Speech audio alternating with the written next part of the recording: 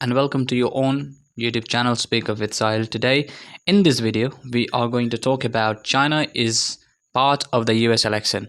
Is it even right to claim that China is the part of US election? The US and China are the two largest economics in the world. As we know, these countries are the two largest economies in the world now. They have the strongest and the two most powerful militaries in the world. The US and China relationship have deteriorated like since Donald Trump came in power. I'm not against Republican or I'm not against Democrats. I am just a simple public speaker who is trying to make a video on this subject. And I feel like these things have started back then so long when Donald Trump came in power and when since then he started targeting China counterparts and especially China rivalries, so they were not able to do their businesses here in the US. But it's quite opposite in Democrats. In the case of Democrats, it's clearly opposite because recently the review of BBC found like he has spoken about China 40 times at his rally. There are a lot of rallies of his, by the way, like he got a lot of rallies over there. He did a lot of rallies and you can say meetings over the weekend. And we heard hardly that he spoke about China, that approximately he spoke about China 40 times.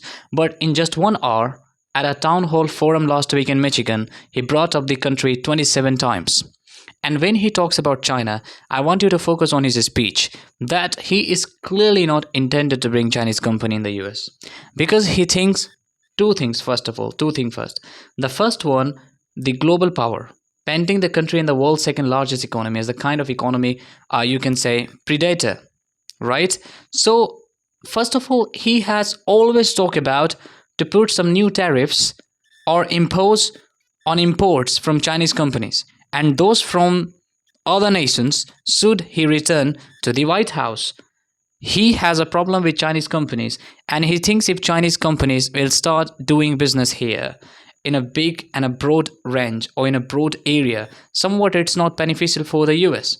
And that's why he doesn't want Chinese companies to come in power. He doesn't want Chinese company to come in the US. Just why? Because these Chinese companies are taking over US day by day, day by day. But it's also the matter of fact, like without Chinese company, nowadays we are nothing. For example, if you go to buy your domestic made products, whether you're going to buy a pen, we are going to buy a book, a perfume, anything, you would find like this, your native made products are more costlier than Chinese products.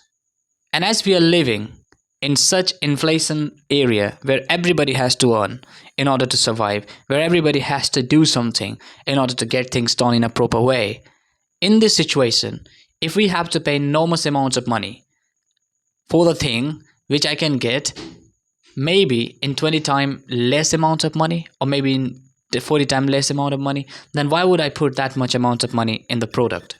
That is the common sense, right? So that's what Donald Trump is saying, but he does not make a sense here. Same thing had been done by Indian government back then. We started criticizing Chinese product and said we would not do that, but recently report finds more than 50% Android users, they are using Chinese phones. Vivo, Oppo, Mi, Realme, all of these phones are Chinese made products. We have committed that we are not gonna use these Chinese products at all. But when you go in a festival, an Indian festival, when you want to light up your home, when you want to light up your hospital or your office or whatever, you want to just buy a rice light. In India, you have to pay $1. But when you go to buy a Chinese product in the same amount of money, you can buy 3 pairs of rice light. Then why the hell would you like to spend that much amount of money, like to buy a same stuff in a huge amount? I don't understand. Why would you like to do that? I don't think so I would like to do that. So he talks about the new tariff he plans to impose over there. He said Chinese made cars from being sold because he believes they will destroy the American auto industry, but it is not even the case. And eventually the economist who had a question of this strategy of Donald Trump, and especially his chief secretary, by the way, like who was the advisor of this person, Donald Trump, he clearly said like if he comes back, industrial area and somewhat we will, you can say, dampen. We are going to dampen our economy instead of growing it. We are going to rampant our economy instead of growing it. We are going to plummet our economy instead of growing it. He said clearly from his own mouth. And the thing we got to understand, like American industries, these things need cheap products. Even though you are living in America, but you are facing inflation problem over there. Just look at the inflation rate in the US in the last 20 years. It is in its peak. It's an apogee. And look at the unemployment rate in the US. US has never faced such an employment rate ever in decades. Now it is facing. So in this particular situation, everybody wants to survive and they want to just go with an alternative, right? So a lot of people can't even afford an iPhone, but at least you can afford an Android phone to maintain your proper and just common life, right? So many economists have shown their concern and they appear to have been quite more dodgy when it's come to support Donald Trump in order to, or aggressively, like supporting Donald Trump in order to ban and put some tariffs on Chinese products. No, I don't think so. It is even going to be the case. Trump protectionist message is tailored to blue-collar voters in the key industrial Midwest battleground states who have felt the impact of increased competition from Chinese manufacturers. I agree that competition is everywhere, and if you don't want to see the competition in your area, it's very important. And it's a one more and foremost thing that you can do to yourself, which is like promoting your own manufacturing companies. That's how you're going to do that. You got to do that. You have to improve your own manufacturing companies. If you have promoted or you have been promoting your own domestic or native or like manufacturing companies, congratulations to you. You're going to get just literally great things out of it. But when you are just saying no, we are not going to do that, but we are not going to allow other companies from foreign countries, especially the country who we don't like, which we don't like. Maybe you don't like China. Maybe you have got a problem with France. Maybe you got a problem with Spain. Maybe you may have had some of the bad experiences from these places, and then you say like, no, I'm not going to support these countries at all. No, I don't support it. I don't like it. It's completely up to you. But if you just say, well, if you say like, no, I just want to see these things get done in a very good way, in a very amazing way, but you need to be very, very cautious. You need to be strong enough to just literally things get done. And in order to do that, being as a president or prime minister of a country, when you say like, we're not going to manufacture such items, we're not going to do that, we're not going to promote these companies.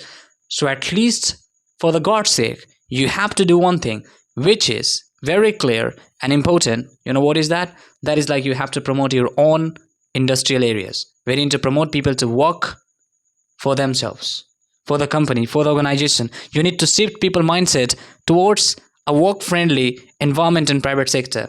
That's how we're going to build it. I will never hesitate to take swift and strong measures when China undermines the rules of the road at the expense of our workers, communities, and companies, she said at the event. When Kamala Harris said that, this is what BBC published recently. The town may be just an hour outside of Pittsburgh, a Democratic Party urban stronghold, but his was decidedly Republican territory. Cows grazed peacefully on grasslands lined with dozens of Trump for president sign, while Trump supporters decorated two donkeys in Make America Great War Again. They have gone literally bonker. I would say they have gone literally bonker. The while former president didn't spend much time discussing the perceived dangers of Chinese ownership of the U.S. farmland, he instead promised that he would convince Chinese President Xi Jinping to buy more U.S. agriculture exports. He, again, emphasized that he would use tariffs to shield the American economy from China. He is a clearly double standard. He's the one who invited Xi Jinping to buy more lands in agriculture in the US, which is the true. And look at that. BBC has published this news just today. So if we are in a war and we need army, tanks, and we need steel to protect our health, protect our things, and that happened to be made of steel, we are going to do, what are we going to do? We are going to go China and ask China, please provide us a steel. And we are fighting with China. You are fighting China, right? But would you mind selling us some steel? Does it make any sense? You are fighting with China. Then you will later say, I want a steel to protect myself from you. That means you attack me and send me the products as well, or the ingredients, or maybe some weapons to protect myself from you. Does it make any sense? I don't think so. We are fighting China, but would you mean still just like doing that? This is such horrified things I've ever heard so far. This is very horrible. And let's look at this the report. In recent National Security Action Survey of voters in key electoral background and battleground states, only 14% listed China as the top national security priority for the next president. Immigration led to the list at 38%, followed by the wars in Ukraine and Gaza, both 28%. After the Trump event in, you can say, Smithtown, Bill Brace, chair of the local, counter-Republican Party committee, said that while China may not be at the top of voter concern in Pennsylvania, it was important for Trump to talk about it. Trump has already spoken a lot about it. North America correspondent Anthony Jurcher makes sense of the race for the White House in his weekly US election Unspom newsletter. Readers in the UK, he said like that clearly, literally, when he said literally all of these things about Donald Trump. I can't really, I don't want to just really stray, I don't want to stray in this video. So if you understand anything at all, then please let me know, what do you think about Donald Trump perspective on China and Kamala Harris perspective on China in the comment section. Hit the like button, subscribe my YouTube channel, and please hit the bell icon and share with your friends and loved ones. Thank you very much for joining me. Take care.